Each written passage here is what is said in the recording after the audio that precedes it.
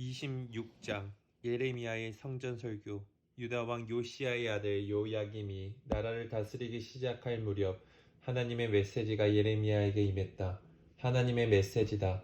너는 하나님의 성전 뜰에 서서 유다 전역에서 하나님을 예배하러 오는 백성에게 전하여라. 내가 이르는 말을 남김없이 전하여라. 한마디도 빼지 마라. 행여 그들이 듣고 악한 삶에서 돌이킬지 어찌 알겠느냐. 그러면 나는 그들의 악행을 벌하기 위해 계획한 재앙을 다시 생각해 볼 것이다. 그들에게 전하여라. 하나님의 메시지다. 너희가 내게 귀 기울이기를 거부하고 내가 분명하게 계시한 가르침을 따라 살기를 거부하고 내가 끊임없이 보내는 나의 종과 예언자들의 말에 귀 기울이기를 계속 거부하면 한 번도 귀 기울인 적 없는 너희는 앞으로도 그럴 것이다. 나는 이 성전을 실로처럼 폐허로 만들 것이다. 이 도성을 온 세상의 조롱과 저주가 되게 할 것이다. 예레미야가 하나님의 성전에서 이 메시지를 전하자 그곳에 있던 모든 제사장과 예언자와 백성들이 들었다. 예레미야가 하나님이 이르신 모든 말씀을 남김없이 전하고 설교를 마치자 제사장과 예언자와 백성들이 그를 붙잡고 소리쳤다. 너는 사형감이다.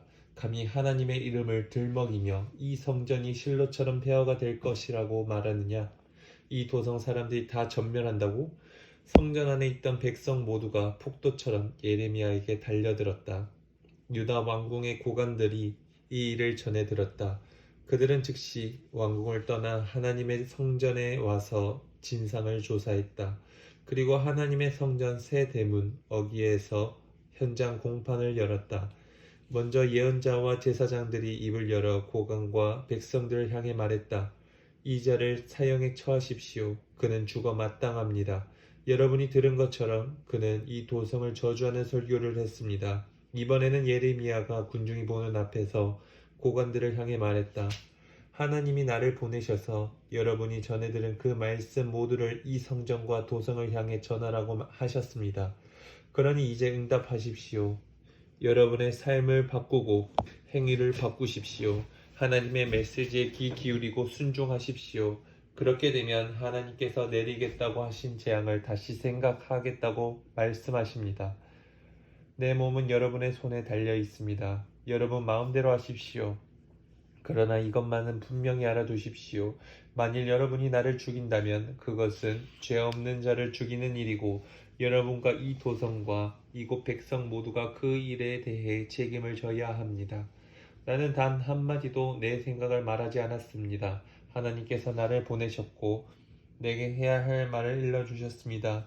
여러분은 예레미야가 아니라 하나님께서 하시는 말씀을 들은 것입니다. 그러자 고관들이 백성 앞에서 제사장과 예언자들에게 판결을 내렸다. 석방하시오. 이 사람에게는 사형당할 만한 죄가 없소. 그는 우리 하나님의 권위에 기대어 말한 것이오. 그러자 존경받는 지도자들 가운데 몇몇이 일어나 군중을 향해 말했다.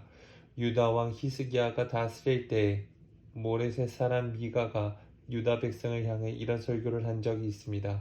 너희를 향한 만군의 하나님의 메시지다. 바로 너희 같은 자들 때문에 시온은 다시 밭으로 돌아가고 예루살렘은 결국 무더기가 될 것이다. 산 위에 성전 대신 몇 그루 잡목만 서 있게 될 것이다.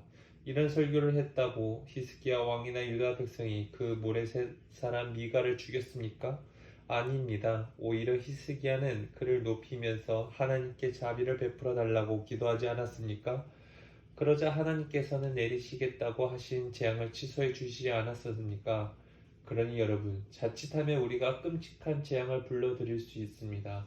전에 하나님의 이름으로 유사한 설교를 했던 사람으로 기랏 여아림 사람 스마야의 아들 우리아가 있었다. 그도 예레미야처럼 이 도성과 나를 대적하는 설교를 했다.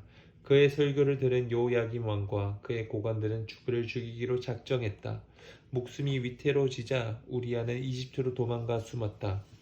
요야김 왕이 악볼의 아들 엘라단에게 수색들을 딸려 보내 그를 추적하게 했다. 그들이 이집트에서 우리아를 찾아내어 왕 앞으로 데려왔다. 왕은 그를 죽이라고 명령했다.